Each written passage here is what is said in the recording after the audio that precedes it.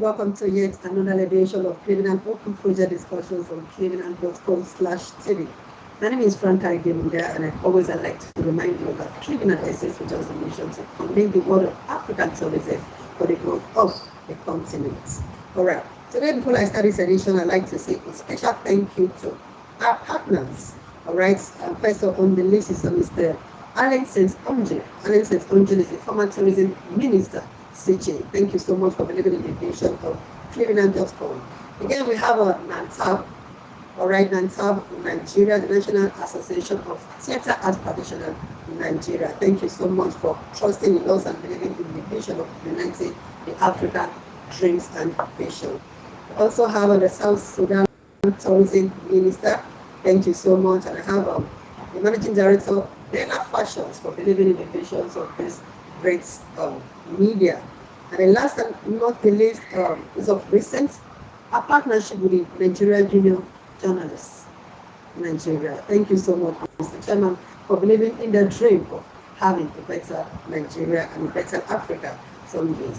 Correct. We are still working on the theme, business opportunities and the role of the media, culture, fashion, tourism in the African diaspora market. And I guess this evening, Honorable Rewani Rewan Ayola. Mr. Ayola, you're welcome to the program. My pleasure. Thank you. It's good to have you here and quite a while. All right, Mr. Ayola is the MD LRA Consulting, Sweden. We also have Mr. Festus Odige Erewele, who is the Managing Director, Excel and Grace Conglomerate. Welcome to the program, Mr. Festus. Yeah, good evening, all. Thanks for having me. You're welcome. Again, I have Mr. Nick Agule, who is a public affairs analyst. Mr. Nick, you're welcome to the program. Thank you very much.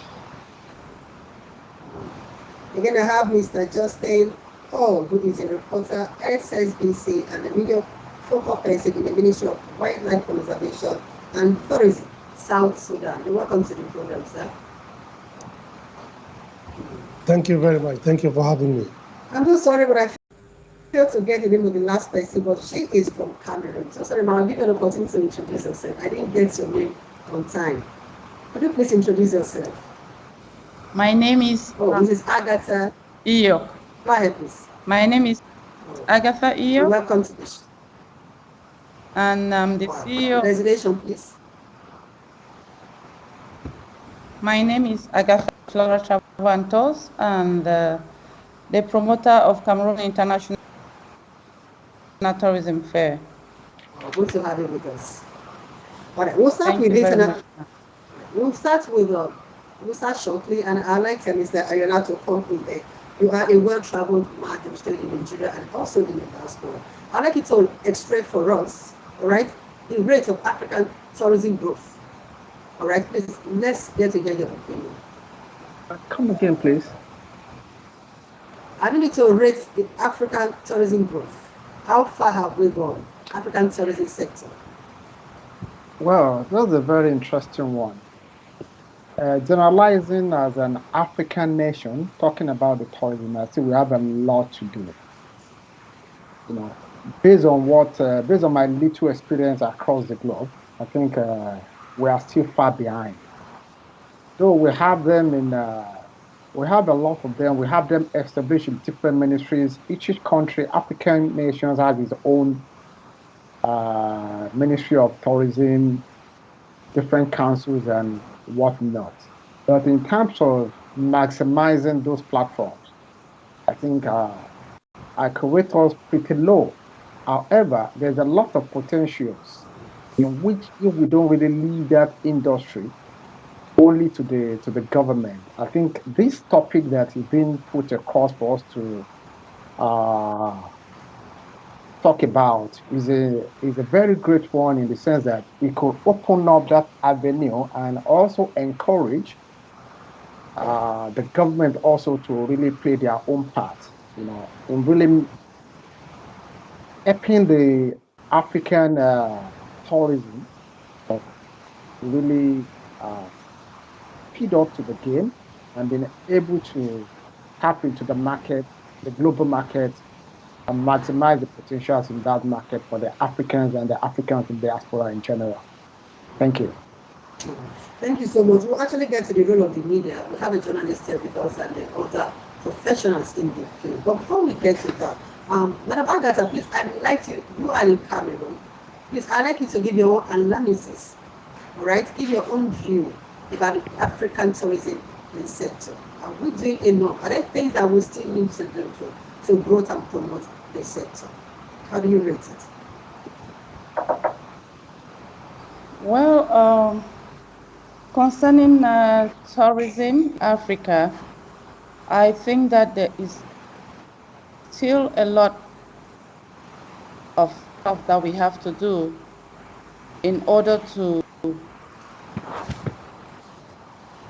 succeed or in order to progress. If you look at, let me say, the regions, we have 6 regions. You look at South Africa, you look at Eastern Africa, you look at North, they are doing extremely well. When it comes to Central Africa, West Africa is trying a bit. When it comes to Central Africa, I don't think they've gone anywhere as far as tourism is concerned, which means we have to work extremely hard to get to the level at which we are at the point right now. But then I think we have to start something, which is what I'm doing right now in Cameroon. We are trying to see how we can open the Central African region and let people start coming to this area, as in what we call Cameroon International Tourism Fair, so that we can give African continent more visibility, and we can increase inter-African travel, which means we want the world to come to Africa and to improve on the influx of tourists into the African continent. And I think I'm happy that somebody that works with the media, because I think the media has an important role to play as far as tourism, the promotion of tourism is concerned in Africa. If you look at the media aspect out of Africa, they keep giving negative signals to tourists that are interested in coming into Africa. They keep giving them negative that we need to do so much. We love the regions, the 6 regions of Africa. We need to see how we can work together to promote tourism in this continent. We have not started yet. I think we are still at the baby stage, I would say, compared to Europe, compared to America, compared to the other compared to the other continent. And I think Africa is rising. Africa is the hot cake. Everybody, now is the time, because Africa, I think there's a lot we can do to promote tourism in this continent. Thank you. All right, I'll still continue with the mention of the fact that we still have a lot to do. All right, at least you've had first-time experiences in this field. What are your recommendations?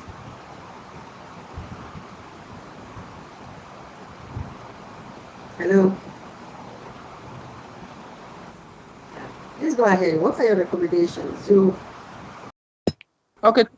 rightly say that Africa has a lot to do. All right, according to. So what would you recommend? What would we do? You know, it is not just enough to bring each other together and they say 1 or 2 things about the progress in this sector, which are solutions to this problem. So what would you, as someone in the tourism sector, recommend to solve the issues you currently have in this sector? Okay. I think I have to, first of all, give some of the issues we are facing in Africa as a continent. If you look at the connectivity, to connect from one country to another, it's a problem. For example, somebody coming, Nigerians, I have this event that is happening now in Cameroon International Tourism Fair, and Nigerians were very interested. We were communicating, they wanted to come in their numbers, and by the time we checked the airfare, I'm telling you, it was about 590 something, almost 600,000 francs, which is about $1,200 just to leave Nigeria to Cameroon, which is about, that is just too much. I think something has to be done when it comes to airlines traveling within the continent. And also, apart from connectivity, you take a whole day to travel from one country to another. I'm just giving examples.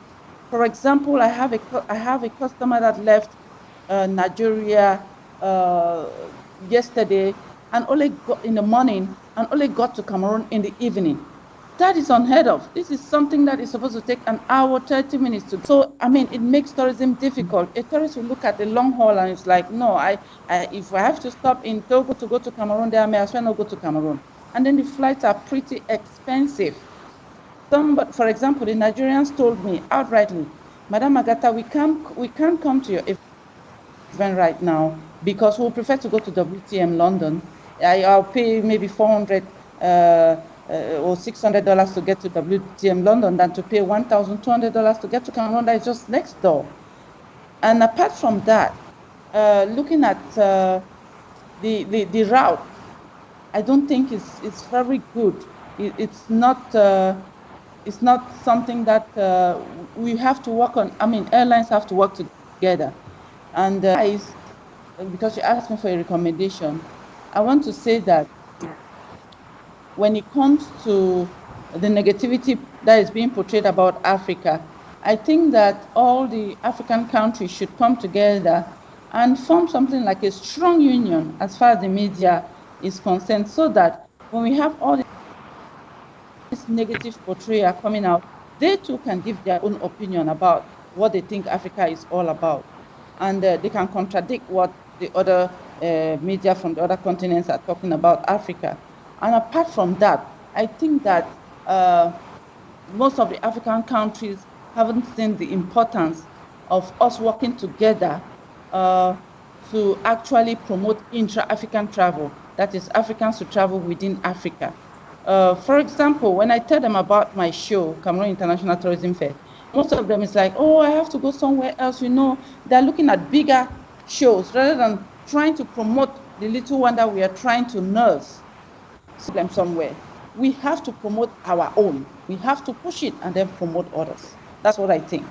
So that's one of my recommendations.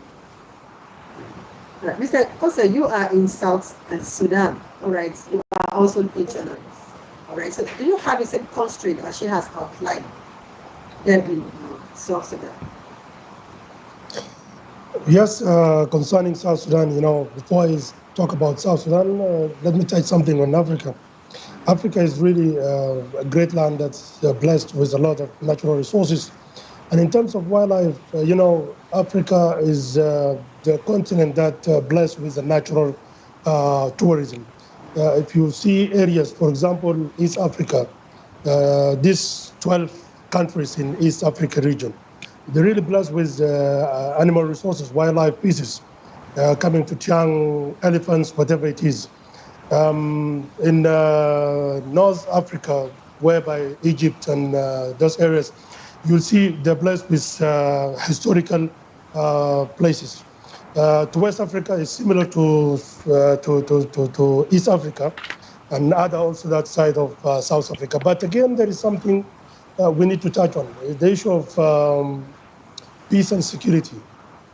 If you want to promote tourism, first of all, you must promote issue of peace and security, and then you have to touch something dealing with how the community can deal with the environment around, whether it's forest or the natural items that we have, especially this one of wildlife species. Coming to South Sudan. South Sudan is a land of great abundance and blessed with natural resources, wildlife, and many things. In South Sudan, we just are rising up. In the previous time, we don't have tourism law that was hindering the tourism industry. But now, the Minister of Wildlife Conservation and Tourism, and then the Minister of Justice and Constitutional Affairs, plus the Parliament, they're really working hard, plus the academia, especially University of Juba. They are working to come out with a strong law that will guide tourism in South Sudan. We also have to touch something on hospitality. And of course, South Sudan is really doing great in terms of hospitality. back to the Africa again, the African Tourism Board is really doing its level best. Plus, we have something called Africa Celebrates. Africa Celebrates, we celebrated recently in Addis Ababa, Ethiopia. It's just ended on 29. That event is really how to connect Africa in one place and how they can share the ideas, how they can at least have knowledge from each other. And the participation was really in different areas. Tourism as the focal point, culture, because tourism also connected to culture. We really have great cultures in Africa that supported the issue of cultural tourism. Coming to the media, we're really suffering in some areas as media personnel. Sometimes you will not get the enough information or the information that you need so you can publish and you can enlighten the people.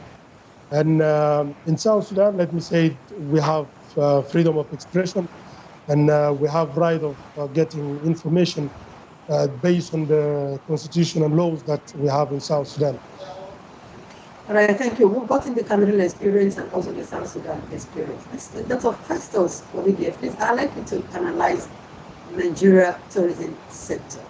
All right, how far have we gone? The constraints and the recommendations from you as well. Okay, thank you very much.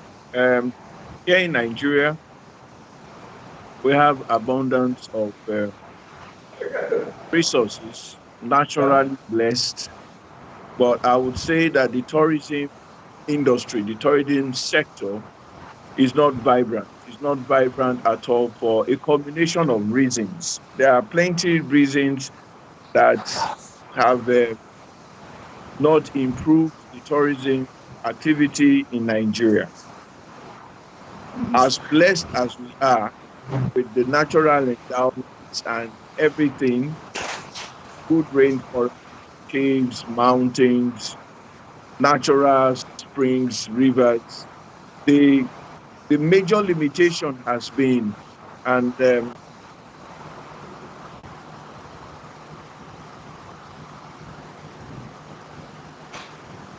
Go ahead, please.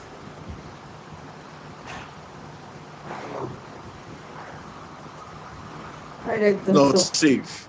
Talked about. Hello, can you hear me? Yeah, can you hear me please now? Go ahead. Yeah, please Okay, go so ahead. yeah.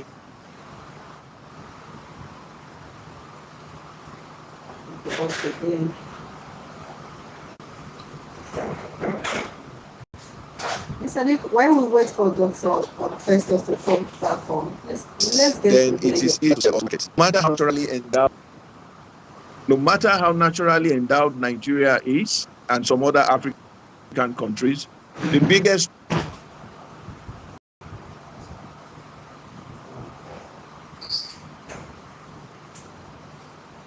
it's so very important for this family. So Dr. Akule, please let's get to hear your is not safe. It is not as attractive. Hello. All right, Mr. Festus, please, your mic is giving us serious problems. We could barely hear you. So please, I think while you try to fix that, let's hear from Mr. Nick. Network has been fine all through. I don't know why it's not working right now.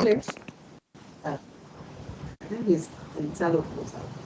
Mr. Akule, please, let's get to hear your opinion. Hello, sir. Yeah. Let's get to Can you hear me? Yeah, we can hear you loud and clear. Please, let's get to hear your opinion. What do you think of the African tourism sector? Okay. Thank you very much. Tourism is big business. Unfortunately, it's not being unlocked. The value in tourism is not being tapped in Africa. And this is an area that we definitely need to do better. However, there are ingredients that make tourism possible. Top on the list being security. Most of Africa is not where tourists would like to go because of the insecurity. And I make the point to people that I have been to Johannesburg, and when I was there, from local news and what people told me, I thought that Johannesburg was a place where I could possibly get a knife stuck into my back, in terms of higher probability than perhaps in Lagos or in Abuja. But then you see a place like Lagos or Abuja, tourists don't want to go there, but instead they go to Johannesburg because South Africa is at least doing something that some of the African nations like Nigeria is not doing. And that is the rule of law and law enforcement. Tourists believe that in South Africa, if you believe that you are in danger or you are facing danger or you are in some sort of situation that alarms you, you can pick up your. Are you still with me? Because I'm seeing your picture is motionless. So I don't know if this system has frozen out. Are you are you still? Okay, fine. I wasn't sure if the system had frozen out because the presenter was motionless. Okay, so like I was saying, South Africa is doing something that a lot of other African countries aren't doing, which is they have a policing in place that is more effective than what you obtain, say, in Nigeria now. Some basic things like an emergency contact number, where in other countries like the UK where I am now, you can call 999 and you get to the emergency contact. In other places, 911 or so. Nigeria does not have an effective contact number. For example, instead you will see from time to time the police are dropping long GSM numbers. Say contact Kwara State Police, Benue State Police. I mean, how many people can remember long GSM numbers? And how many of them can you call? And when you call a GSM number that is engaged, you can't get through. So there are basic things that Nigeria needs to do, which is like have this kind of emergency contact number, have a more effective policing, and have a response system, which will give tourists the comfort and confidence that they can come to a place like that. And then, of course, news about strife and conflict are also discouraging factors. But bottom line is that Africa is an untapped tourist destination because the equator passes over Africa, assuring countries in the central belt of Africa with sunshine of between 8 to 10 hours every day. And Africa is on the Atlantic Ocean on the west, is on the Pacific Ocean on the east. Africa has got all sorts of tourist potential, which is left untapped. And so it's about the governments providing the enabling environment to make this possible. The other thing, of course, is travel within Africa. If you want to travel from Nigeria I had a friend who wanted to travel from Nigeria to Cameroon. I think he first traveled, was it to Togo or somewhere, before he was able to get a flight, so Is it that there is no direct connection? Is there no direct connectivity? Why do they have to go around through the back, or how do I put it now, before they can get to Cameroon that's supposed to be closer to Russia? Can you explain why that is? You are very correct. In most of the major African cities, You can catch flights that leave Africa to Europe or to the Americas or to Asia or Middle East, but you are going to find it difficult to get flights that are connecting within Africa to take you within Africa. So that is the challenge. And then you don't want to talk about road trip, for instance. Road trip, a lot of people consider it unsafe. So that's not an option they would like to look at and all of that. So there's still a lot that needs to be done. But tourism in Africa, actually, I think that Africa's tourism potential is bigger than anywhere else in the world. And, we just need to take action to unlock this sector. Thank you very much. Take a look at the potentials you just mentioned. We all know, the Nigerians and all Africans know that the potentials in Africa is what you cannot get elsewhere. But somehow favoring Africa is rather working against us. But I will still talk about poverty in Africa, even with such numerous deposits of natural resources at our disposal. But I wouldn't want us to go into that. I want us to concentrate on just getting the best out of the tourism sector. Mr. Noah, I would like you to lend your voice to this. All right, what do you think is the role of the media? Because you discover that even when media try to do one or two things, we can't really do much. All right, because of the influence of social media platforms. Social media, you get all types of news there, and even those that never went through the journalism, through the school of journalism, everyone has become journalists. My parents at home has become journalists. I'm sorry to say that. We've all become journalists overnight. And so what do we post on social platforms? Everything bad about our continent. But is that really what it is? Is that what we are? Is that who we are? The bad, the baddest, and then the worst. We are not really that. Right? So in place, right, if one I bring the media into it, what do you think is the responsibility of the media? All right, to start curtailing these excesses in bringing the best news out of Africa to favor the continent. Well, thank you, Madam Franca. Basically, from my own personal experience, experiential experience, and perspectives, if we are really serious about our tourism, I will talk about Africa as a continent. We just have to be real with ourselves. That is Please. that is 1 something trillion dollars industry. And we have not started like every other sectors.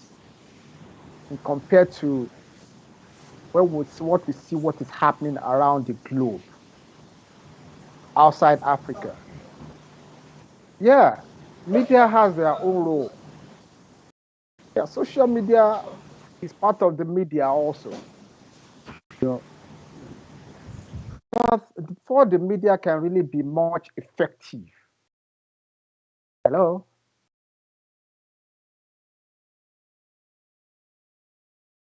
Hello?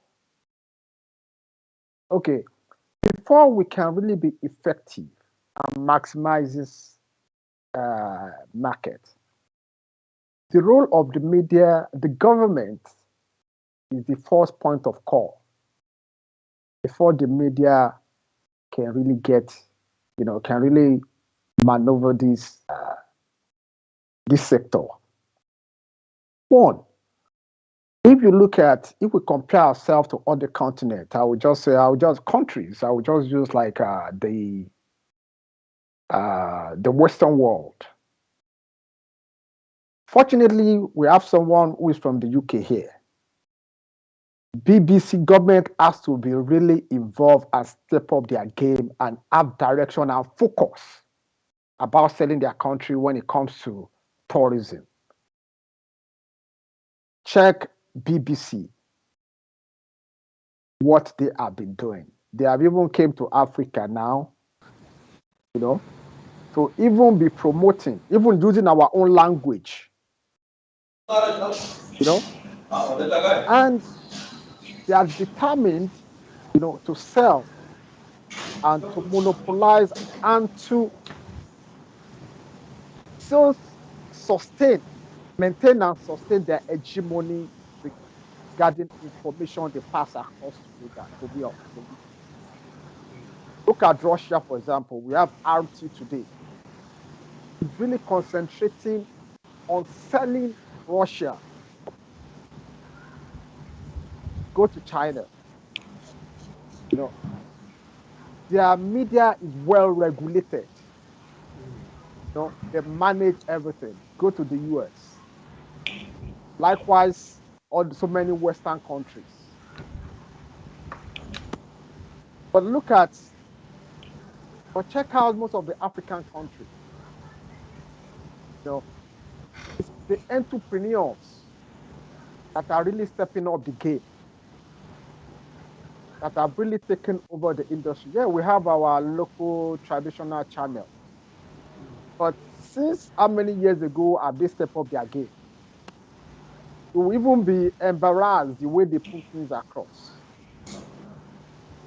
Now, for the media themselves, the mainstream or the downstream to really get things going, I think the government need to regulate and lead in this direction. The world is now flat. Nothing is hidden. Even the media, you guys are even waiting for the masses to pass information across to you. We are waiting, begging them, send this information in real time to us. We will even pay you. But for us to really sell our country or our continent by force, we too, whether we like it or not, we are talking of democracy, yes, but not everything we have to move across. Now, look at the US. So many people in Africa or in some other part of the Western world, they don't really have any picture of what is really happening in this country. They think everything is bed of roses. There are places that people are shitting on the streets. People are begging for food. They don't see all this. They don't show you all this. It's what they want you to see. Look at the world. For example, now, look at what is presently happening in the world between Russia and Ukraine, between Palestine and Israel. Is what they want you to see. And everybody is now projecting what they want to see.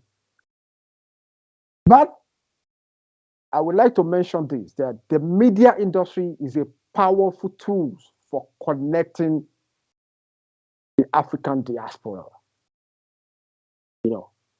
And is a powerful tool, that can promote. You can use it for anything to tap into whatever.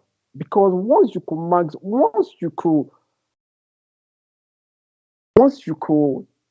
how could I put it? Once you could be able to control people's imagination, once you could be able to place something in the mind of the people, you create it the way you want them to feel it. You control the game. I was talking to my brother, Makose from South Sudan.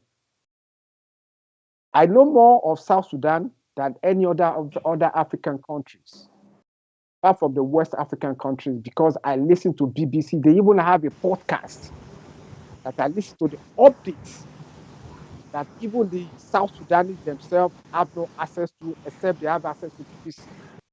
The technology coming out of South Sudan. How their tourism are even managing the process, how the government are misbehaving, how the government are trying and all is what they want us to hear. And based on one narrative, one singular narrative, that is how tourism or whatever, that is how we determine whatever we want to do based on information available to us. We make decisions based on information across to us. Not to digress from the point, I think the government has a critical role to play. Mr. Lawa, you did make mention of regulating the media in Africa. And I want to believe that the reason for regulatory bodies like the NUJ and others are to take responsibility for all of this. So how well can we really still regulate the media when we have these bodies that are supposed to do that? I would like Dr. Festus to, sorry, hold on please. I would like Dr. Festus to come in there, but somehow it's still out. So, I just have to take this. I will just have to tell you this. The key thing is our people, our government, are they really serious? Because they have to set the policy and we have to have a goal. We have to have a goal. We have to know, NUJ, Nigerian Union of Journalists, they are a union of journalists. Yeah, I didn't even mean to say NUJ. I meant to say NCC. I think that is the ministry that regulates communication let's say in Nigeria. NCC. Okay, maybe I will give the floor to others to talk before before I talk more things. In Nigeria, Nigerian Communication Commission.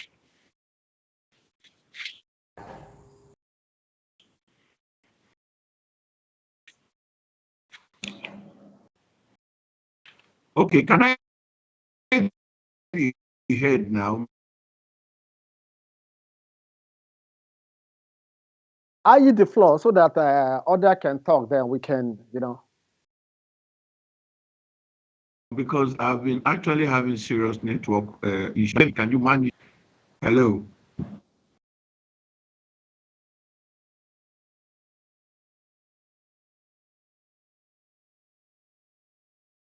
Good. Hello there. Oh God.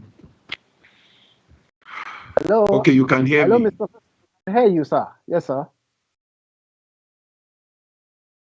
Okay, so basically, if you can, what I was trying to say is that yes, we are looking at the government because the government, yes, they have a role to play. We should look at the genesis problem. No matter how interested we become through the government's involvement, something fundamentally is also wrong. That is the economic power. First, when we talked about this in the first section, we said we have not been able to tell our stories to the world. We all know that Africa is the biggest natural resource reservoir in the entire world. We have what it takes to become the richest continent in the world, and we are. But the something that we lack in the three levels of education is that we do not have an understanding, the understanding of what we have as a people. So it is the media who will begin the telling of the stories. We need to begin to understand that this is who we are, this is what we have, and then we'll begin to get people interested in the things that belongs to us.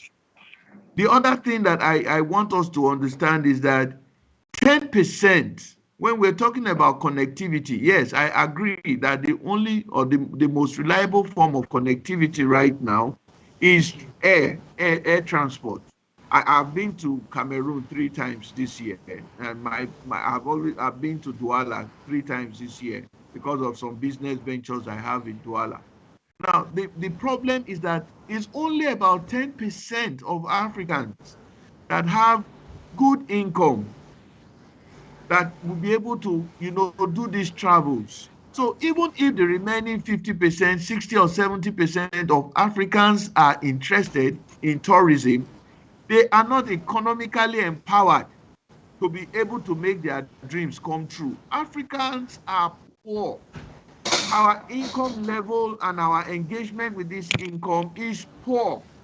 And so it's not just eliciting the interest, it is empowering the people to be able to fulfill a dream that, yes, I want to go to Ethiopia, I want to go to Cameroon, I want to go to Nigeria, I want to go to South Africa. We do not have that economic empowerment to be able to make these dreams come true. So that's one of the major fundamental issues that we have as a continent. What is happening in the African setting? If we look at the economic structure of the African setting, it is only 10%. Let me go back to that ratio again. Only 10% of businesses are thriving. Others are just barely managing to survive. And the African Tourism Board, it was just day before yesterday or so that many of us started getting to understand that, yes, the ATB exists, And the Ethiopian government and some other African governments are trying so hard to make this known to people. So, haven't made it known to people. Do we have the productive power to engage? We probably don't. And so, it's not just about air. What about water? What about land? And that's the issue of safety again. That's where the issue of safety comes in. How many people can fulfill their dreams of getting things known actively with what they have? Very few people. Very few people. So the media has a role to play. I agree completely. But our leaders also, we must ensure a campaign of empowerment. We must ensure a campaign of connectivity, not just through air.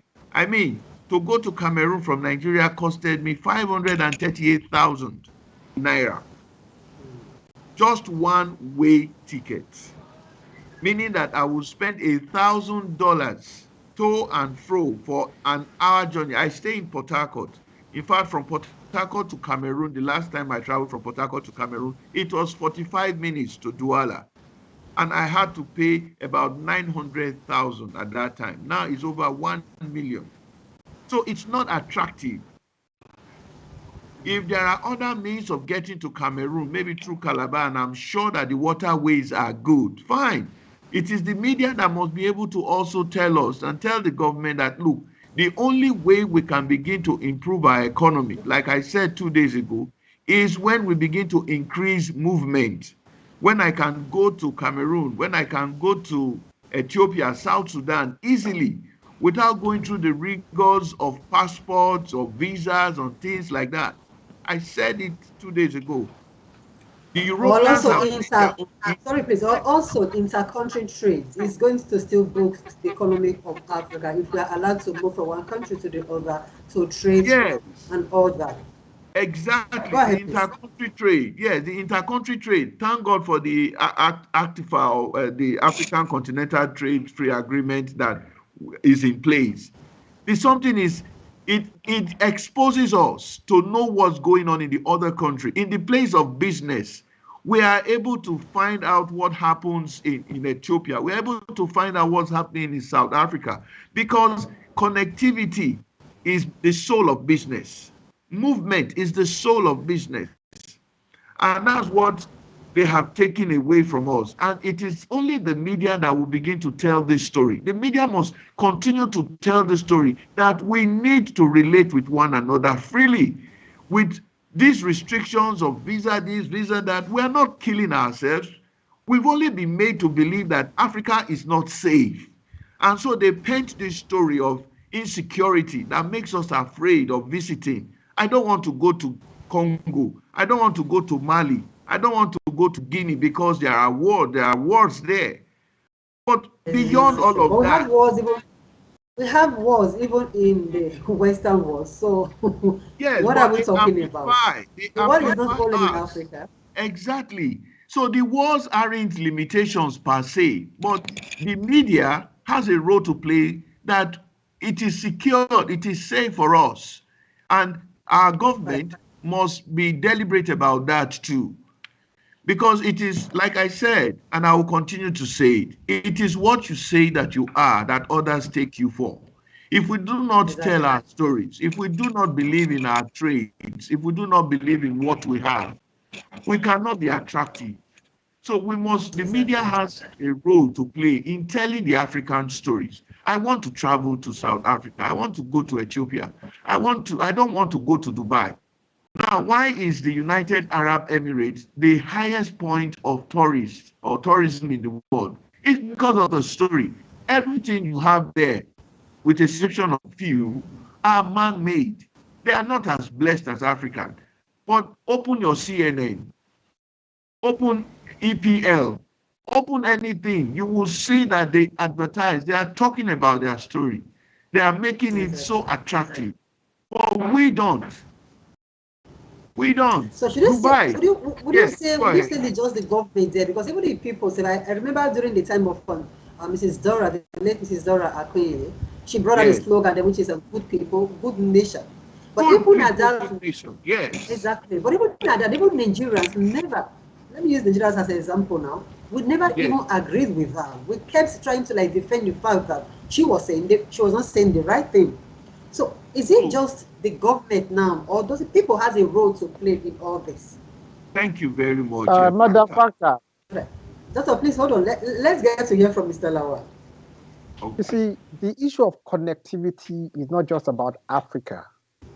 Before we move further, because also, if you are traveling, I'll give you an example. From the Nordic countries, most of the Nordic countries to the United Kingdom or Ireland, if you go directly, it's less than 2 hours. You know? But often, it has to do with the role of entrepreneurs. It's like going from Cameroon to Nigeria. If you take, and often there is no direct flight. And once there's no direct flight, it's always very, very. If now that is where the role of entrepreneurs comes in. We have this guy from Ireland, the owner of Ryan here, which is a very cheap airline. I can go from the UK to the Scandinavia countries if I book earlier with less than 20,000 naira. If I book earlier with less than 20,000 naira. But if I book late, I pay a lot. But normally, if I'm going with any other airline, I'll be paying as if I'm coming to Africa. If I want to go with KLM, Air France, that is not direct, because any airline which bears the name of their country, once they come to another country, they first go to their own country, first pick their passengers before, they're always a transit anyway, always a transit. But right now, they go directly to certain airports, you know. That is the role of entrepreneurs, you know. When entrepreneur comes in, you know, it has little to do with government. You know what I'm saying? But in terms of regulation and all this, that is the spirit of entrepreneurship coming into this matter. We don't have to just blame that on government, except government who want to play a role in having a cheap airline. And there's always I think we need to like bring in another edition of this program where we bring in somebody in the airline industry, or maybe Ayatal or something of that. So let's get to try this thing out. Exactly. Madam Agatha, please, I don't want us to deviate from what we are actually here to discuss, which is I'll give you a opportunity to talk about the event we are having. All right. But let's really talk because of the place or the role of the media in actualizing all we've said so far. We've already agreed that tourism, if developed, can create or be another source of income for this nation, for this continent, which is quite true. Now we are thinking of how should the media come in? So the professor said the media has to start playing its roles, living up to its responsibility. But I can tell you that even where I am here in Africa, all right, I had experience of going to maybe the ministries and all that, telling them, see, there is a diaspora platform that can help you set your destinations in this place. I have been turned down severally. All right. So would you ask or would you expect the press or the media to start begging for information that could help the continent? Is that what we are expecting? The media is ready to do its work. But what about the people that don't even know the role of the media itself? So how do you reconcile that? Madam Agatha, please, I need to lend your voice there.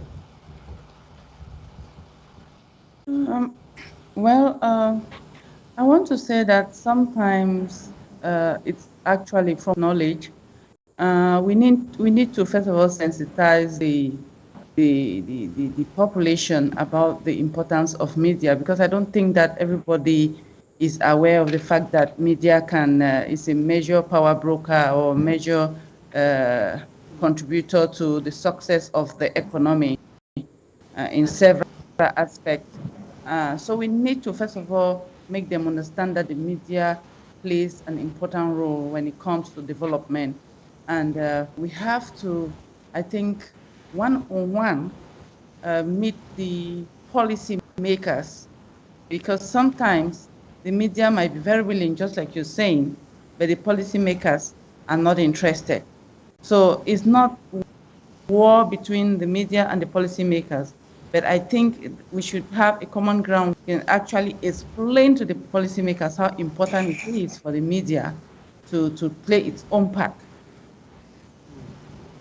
to give the African continent an let me come in exposure. there, please. This is the 21st century. This is 2023.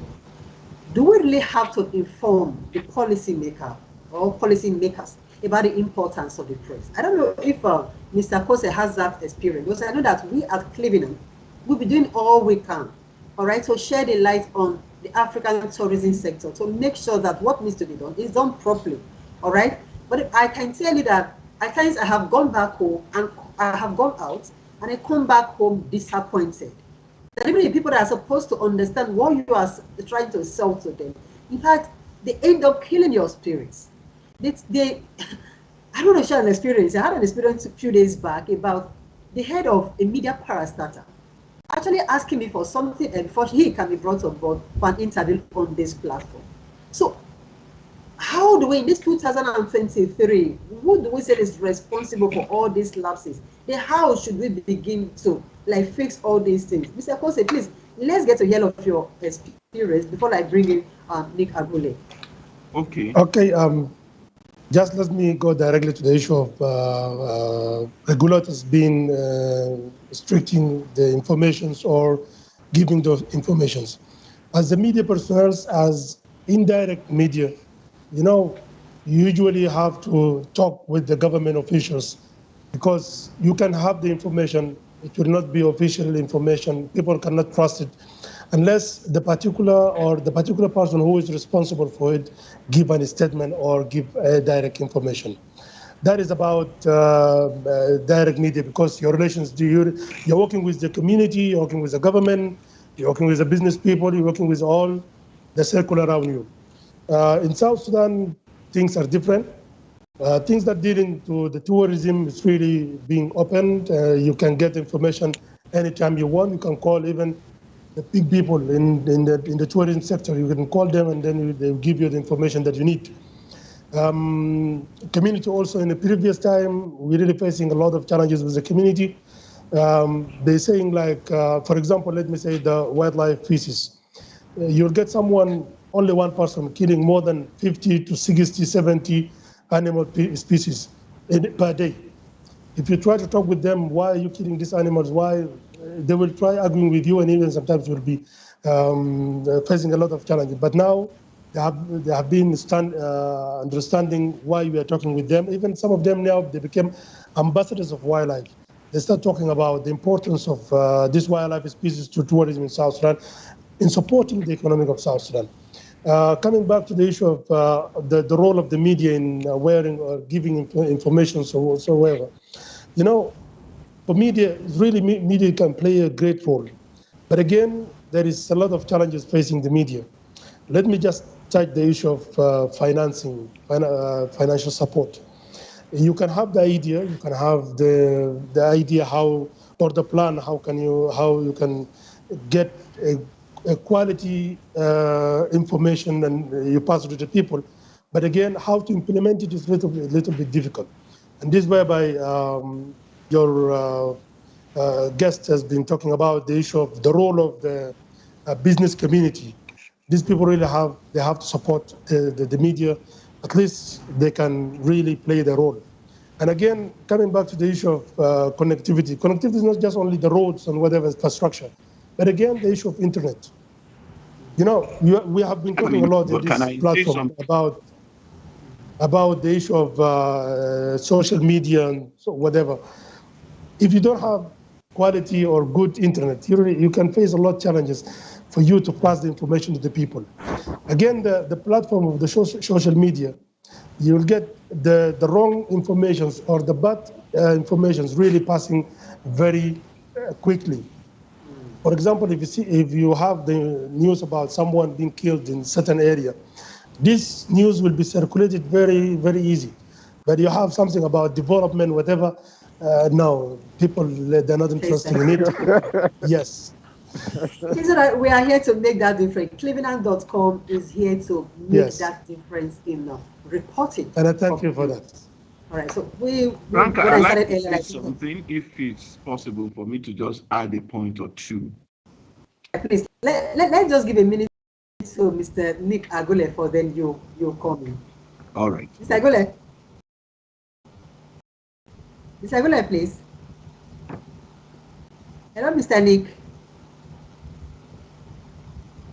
Hello, Mr. Nick. All right, Dr. Festus, please go ahead. It seems to be on. Okay, so what I was going to quickly add is that, yes, we are saying the media has a role, but the media also needs to understand some certain things that they need to do and see the behavior pattern of leadership in Africa, particularly Nigeria, where I stay and where I come from. Now, I have come to understand that there are three levels of education.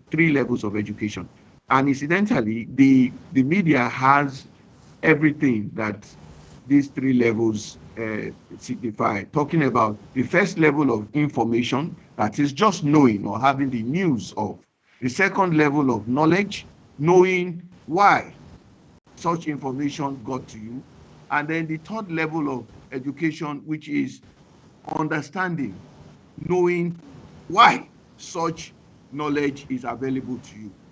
Unfortunately, leadership in Africa does not have the third level. Most of the people who occupy the positions in government do not have the third level of education, which is understanding. They know tourism.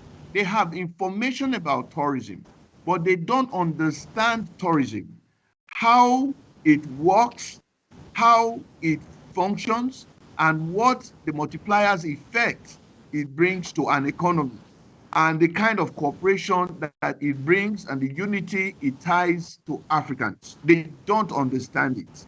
And so that's where the media needs to begin to come in. It's not just informing them, because these people know. Now, you would notice a particular trend, and that's where the media, I am calling on them. There are ways of communicating effectively. If you've noticed, and I personally, I go through teaching and mentoring people, I discover that anything that is written that has to do with just writing, it bores people. It bores many people. It bores them. Yeah, so they are not even interested. I've submitted several proposals to the government recently. I talked about oil palm revolution. I've talked about integrated vehicle management system. I've talked about health, safe health initiative programs. I will write very interesting things in volumes. My dear, they don't read. What did I decide to do? Animations, because visuals communicate to them. The same thing that was rejected in one of the states, I won't mention, the same thing that was rejected when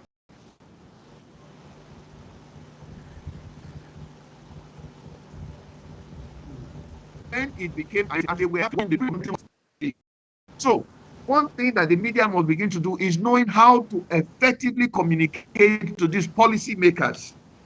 Many of them who are seated there, 90% of them do not understand, even though they have the information and the knowledge, but they don't understand.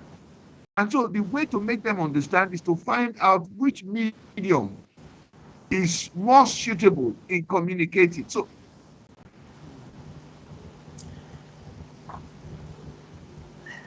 I wish you could have continued. the documentary of Togo, Senegal. Yes, and they see it and they understand it. Then they begin to implement that thing that you want them to implement. Because without the government, even the media will not be able to do anything. So I thank you very much, and I think we are having a breakthrough in Clevenard.com's activities in trying to penetrate the sector that can result to productivity in the continent. Because recently we just had the NUJ, the Nigerian Union of Journalists, giving us a go-ahead to be their partner to develop content creation in Nigeria itself. It will be a very good idea if the South Sudan can do the same, Cameroon can do the same, and then every other Africa. Yes, countries. actually, let me just come. In South Sudan, we're really giving a lot of opportunities because we need everything can help. We really welcome if you need. I will help. I will help you to. I will connect you with the Union of Journalists in South Sudan, and they will give you the go ahead. Even the media authority, they will really will welcome this initiative. We as journalists personnel, we really also welcome this, and we'll work with you. You know, in South Sudan, everything supporting peace, stability, economic, tourism, community development, whatever, we're really supporting it in our level best. We have someone in Nigeria also that we are working with right now because we are trying to see how we can improve on the, I think his name is Dr. Pireri. He's trying to see how we can connect Cameroonian journalists to form them to become travel writers. And I think they have a union. He wants us to form a union so that they can actually collaborate with the Nigeria, I think, UNJC members.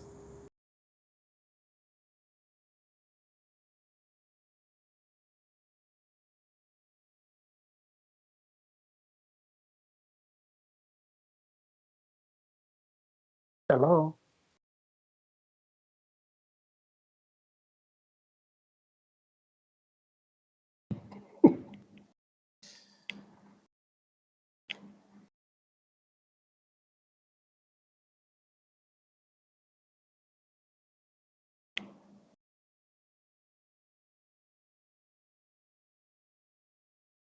And this is one of the challenges. That is one of the connectivity issues we are talking about, right? Yes. Anyway, we get there.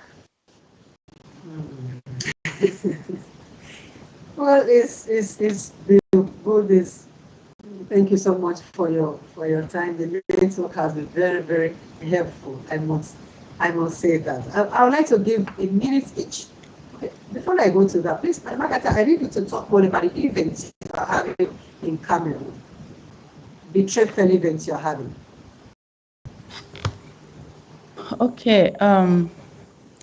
We are actually having a trade fair event. We call it Cameroon International Tourism Fair, which is a tourism expo. The objective of this expo is to promote tourism in the African continent, to promote the travel within Africa, which means we are working with tourism stakeholders all over Africa, and we are also promoting inter-African travel. We want the world to come to Africa. We are 55 states in Africa, but most people don't know. They think that maybe Africa is one country. Some people, you'll be surprised that most people think Africa is one country. And we have been asked to promote Africa as a continent. You cannot be promoting Africa as a continent if some of the countries have never been heard of. Most of the time, for example, when I travel and I go out there, people ask me, where are you coming from? I say Cameroon. Most of them do ask me, where is Cameroon? Those that do even know Cameroon, the first thing they'll tell me is, oh, Cameroon has a good soccer team or a good football team. Roger Miller and Etofis. That's all about it. But Cameroon is beyond soccer. They call us Africa in miniature, which means we have from every type of African people to every form of landscape. But people don't know about that. And so what we are trying to do with this tourism expo is to see how, like I said, other African regions, South Africa, East Africa, North Africa, is well known. And so we want the Central African region also to be well known and to be visited by Africans and to be visited by the world. So this Tourism Expo is actually working on 9 sectors. The agricultural aspect of Africa, just like we said, Africa is extremely beautiful. We have a lot of agricultural products and things to showcase to the rest of the world. We are working on the movie industry, the fashion, the music industry. We are also working on aspect. Cameroon alone, I'm not talking about Africa, we have more than 250 different dishes And the cuisine is quite irresistible. Not to talk of the fruit, it's quite exotic. So we are trying to showcase all of this. We are also showcasing the made in Africa products. We are showcasing sports. We are showcasing other aspects apart from that.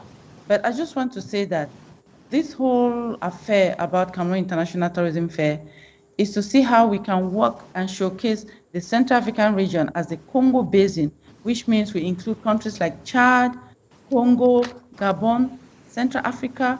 We want people to know more about these countries. It's actually, we have everything, be it from the mountains, the lakes, the waterfalls. Cameroon alone is quite interesting to know that we have, for example, the black sand beaches. At the same time, we have the golden sand beaches. But people don't know about that. So people can actually visit. But then if someone visits Cameroon and they like Cameroon, of course, they want to visit another African country, which is maybe Nigeria, which is they would like to visit maybe Chad, maybe they would like to go to Sudan, maybe they would like to go to, another African country. So we are trying to, this expo is actually to expose the African continent. So what are you having it again? 2nd to the 4th of November, which is 2 days from now. I know the best. Thank you so much. And thank you everyone for being my guest this evening. But I just want to give a minute each to everybody as we round up. Let's start with Mr. Fosi. Just a minute, please. Yes, thank you very much for hosting me, and I really want to appreciate the efforts that you're playing. And I want to reassure that the Minister of Wildlife Conservation and Tourism, under the leadership of Minister Honorable Rizk Zakaria Hassan, really committed to upgrade the tourism sector in South Sudan. As I have said before, we don't have rules that govern this, but now we have the rules govern wildlife, and now we are working on developing the tourism laws. Maybe sooner or later it will be out. And of course, in the previous time, we're facing a lot of challenges of insecurity, but now, after the signing of peace agreement, now the parties have really formed one government, and this government now is working to support the community, the security issues, whether they're settling everything. And the tourism, as you have been following South Sudan news, the tourism sector is really upgrading because of that peace that we're getting. Thank you to the Clevenard and then the team that is working on this show. Thank you very much. Thank you so much. Mr. Festus. Mr. Festus.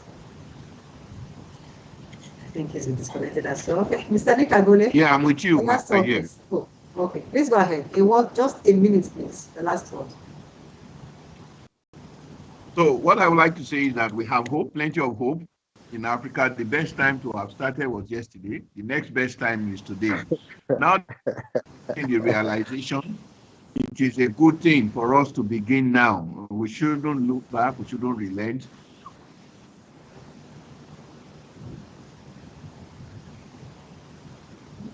Hopefully, so once we get all the support. All right. Thank you so much. Mr. Nick Agole, the last one, please. In just a minute.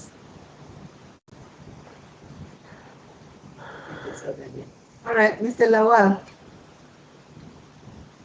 Well, first and foremost, I would like to commend and thank Clevenard for this, and the entire team for their efforts of putting this together and continue to promote Africa and African diaspora. And secondly, I would like to commend my co-guests for their great and thoughtful conversation and thoughts on this topic. And lastly, I would like to make a recommendation on this topic we discussed, that the role of government is vital. Whatever we want to do, if we want to really promote Africa tourism, and also the role of entrepreneurs are critical in advancing tourism in Africa, as well as the media, whether the mainstream are online in selling Africa the right way to the world. You know, and conclusively, the masses, the African masses, should try as much as possible to support and encourage and elect people that are goal-oriented about the advancement of the continent itself. Because in all these we have been saying, the templates are already there. Do we want to tap into this $1 trillion industry or not? The number one most visited country in the world in terms of tourism is France. You know, and France has been recording less than 117 million international tourists every year. You know, and what makes it so captivating and exotic? Because of their heart and the capacity of their culture that made it so iconic destination. As Mr. Mark rightly said, Africa is a natural tourism center. You know, and for us to maximize this, we have seen how others have been doing it.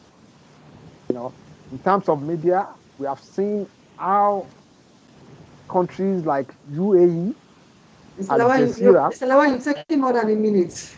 Russia. This is a topic. Just give me this. I will just definitely. We are going to. There's going to be a continuity of this program. Okay. We are going to bring the Let role of culture. All right, you know, in developing it. BBC, US, CNN, Saudi Arabia, Al Arabiya, Yes. Iran TV. You know, these people they have the goals of selling their own country, and we can follow suit. But firstly, we just have to elect the people, and the media keep trying to do their best. Thank you very much. Thank you so much. And for us in the media, definitely we'll try and do our best. But we'll still encourage you guys to give us the strength to be able to do what is needed to be done. Madam Agatha, please say last word. Just a minute, please.